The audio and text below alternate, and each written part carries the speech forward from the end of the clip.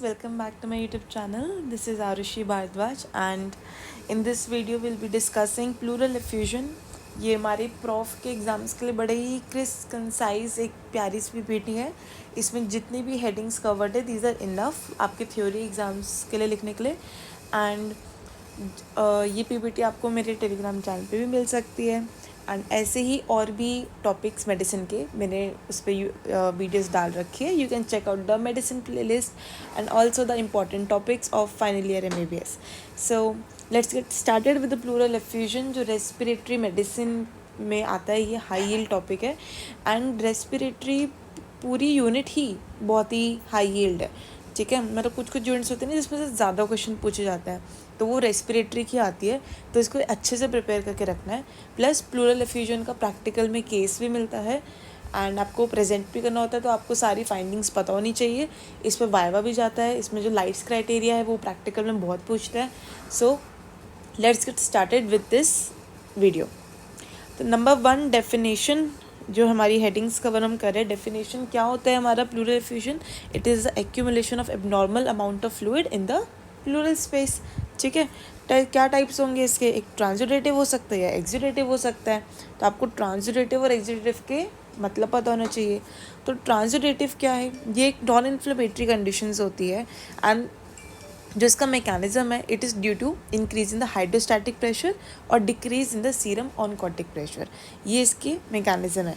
और एक्सुडेटिव में क्या हो रहा है कि ये इन्फ्लेमेटरी कंडीशंस होती है. इसमें प्रोटीन्स बहुत सारे होते हैं. ठीक है, और इसमें वैस्कुलर परमिबिलिटी इंक्रीज हो जाती है. वो इसका मैकेनिज्म है.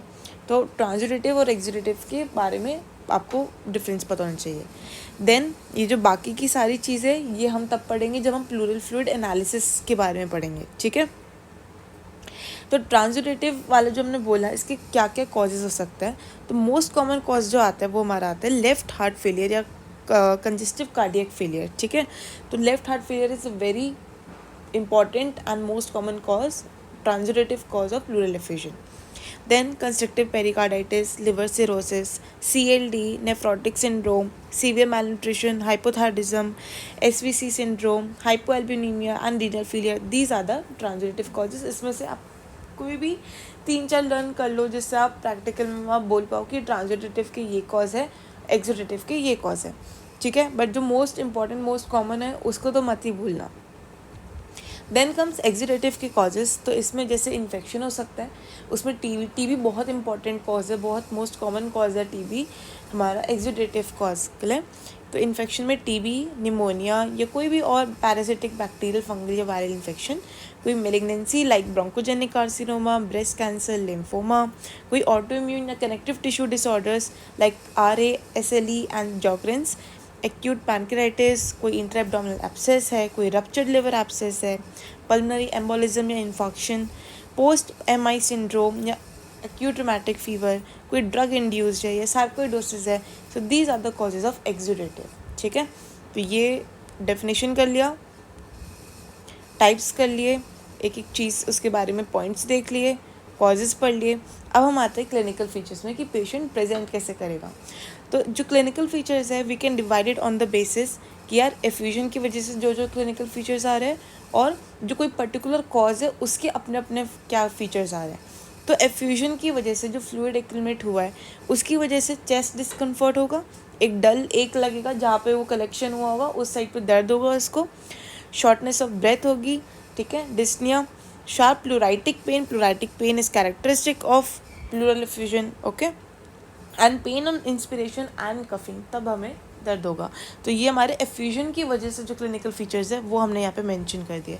अब एटियोलॉजी की वजह से अगर किसी को लेफ्ट हार्ट फेलियर है तो उसमें कार्डियक वाले फीचर्स भी आएंगे like shortness of breath, PND. ठीक है, ऑर्थोपनिया, ये वाले.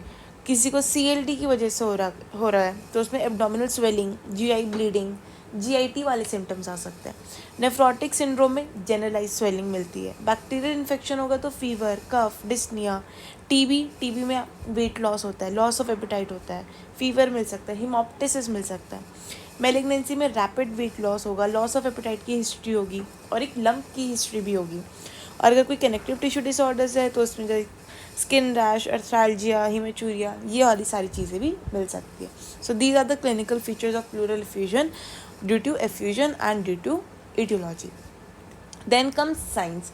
अब साइंस भी एफ्यूजन की वजह से क्या क्या साइंस दिखाई देंगे, और जो ईटियोलॉजी है उसकी पर्टिकुलर उसकी वजह से और क्या क्या साइंस आपको मिल सकता है.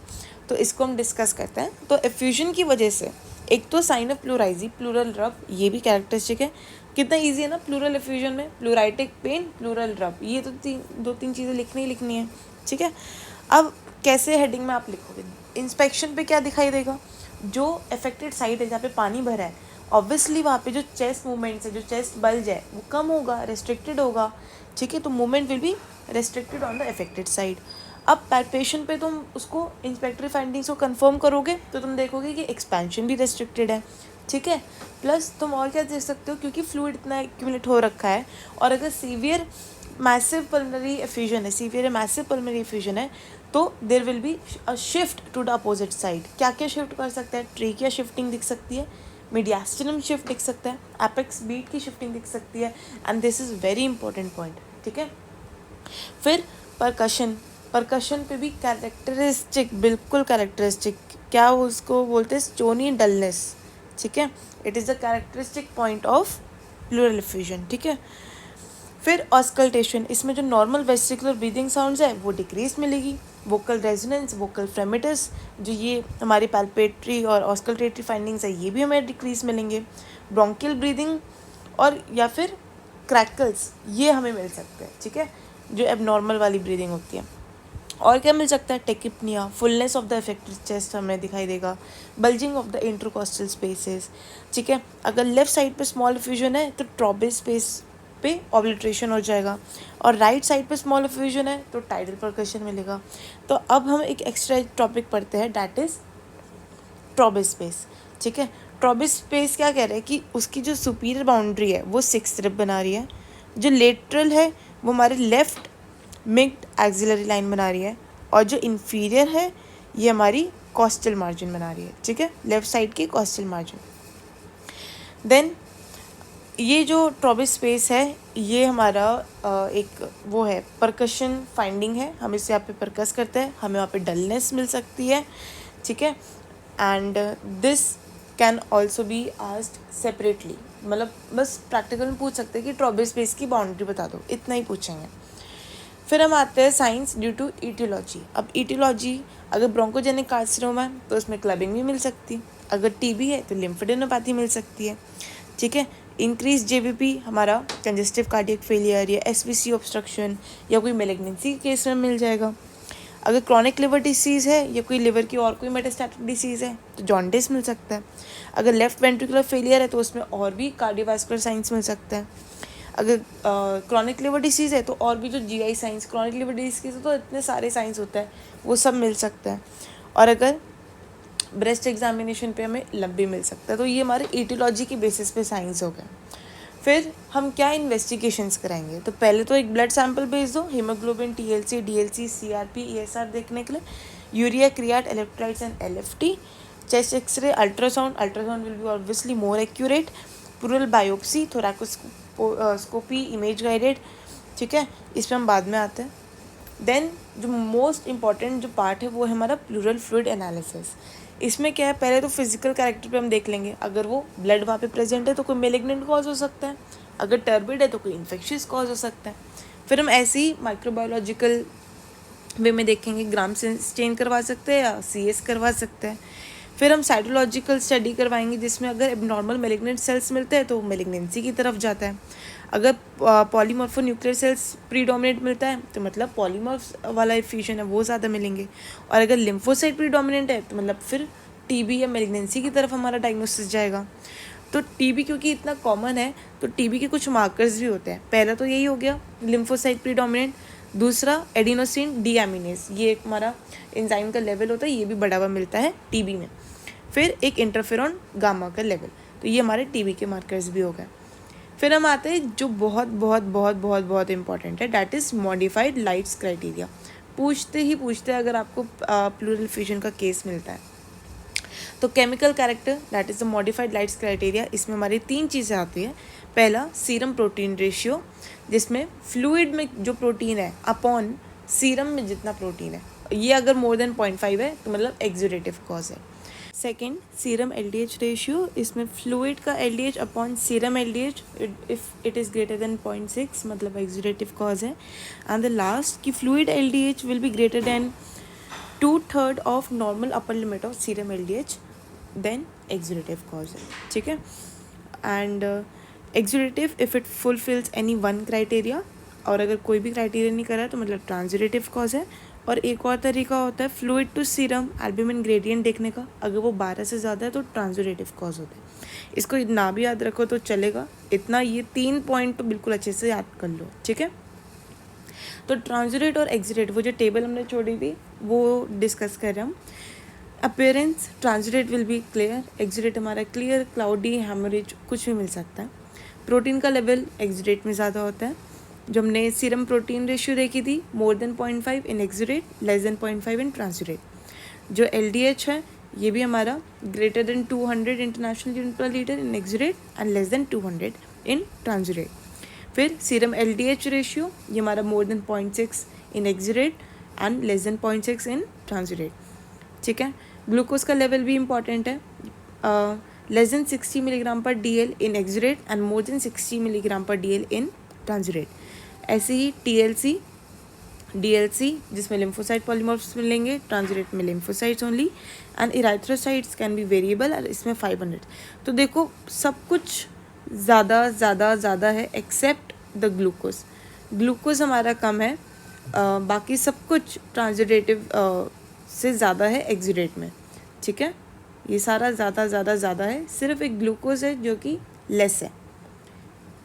So treatment of pleural effusion, अगर कोई ट्रांजिटिव है तो मतलब ट्रीटमेंट ऑफ कॉज कर देंगे।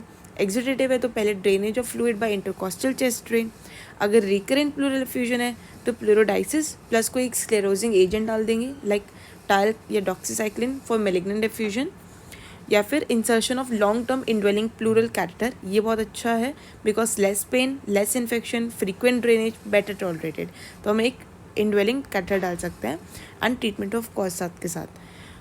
फिर थेरेप्यूटिक एस्पिरेशन कर सकते हैं उसका, और सपोर्टिव ट्रीटमेंट देंगे लाइक ऑक्सीजन एडमिनिस्ट्रेशन और mechanical ventilation, and patient is advise to lie on the unaffected side, और डायूरेटिक्स और ब्रोंकोडायलिटिस दे सकते हैं। एक एक्स्ट्रा एज हमारा ग्रोकोस साइन या ग्रोकोस ट्राइंगल भी आता है, ये इसको हम पैरावर्टिब्रल साइन ऑफ या फिर ट्राइंगल ऑफ डलनेस ही बोलते हैं। तो ये वाला एरिया हमारा ग्रोकोस ट्राइंगल होता है, it is a area of paravertebral dullness on the side opposite to a pleural effusion, ठीक है। इसमें मीडियल बाउंड्री क्या होती है, mid spinal line from the upper level of effusion to the 10 thoracic vertebra, जहाँ पे भी एफ्यूजन है उसका अपर लिमिट वहाँ से 10 thoracic वर्टिब्रा तक।